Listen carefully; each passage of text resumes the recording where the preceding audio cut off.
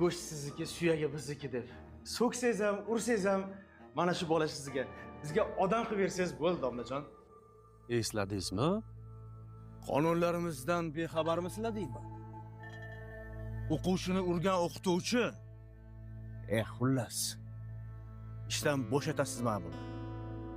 Asadilla aka, siz gapingizni o'ylab gapiryapsizmi? Men bu o'qituvchini Buxorodan olib kelganman. Siz o'g'lingizga o'xshagan bolalar yaxshi o'qisin deb olib kelganman. Bu o'qituvchi shaharda bitta. Bu shaharda bitta bo'ladigan bo'lsa, mana o'g'lim dunyoda bitta, shuni bilib qo'ying. Tez bu o'qituvchini bo'shatasiz. Bu millat o'tmishda o'qituvchini rosa xorladi. O'qituvchiga paxta ham terdirdi, ko'cha ham tozalatdi.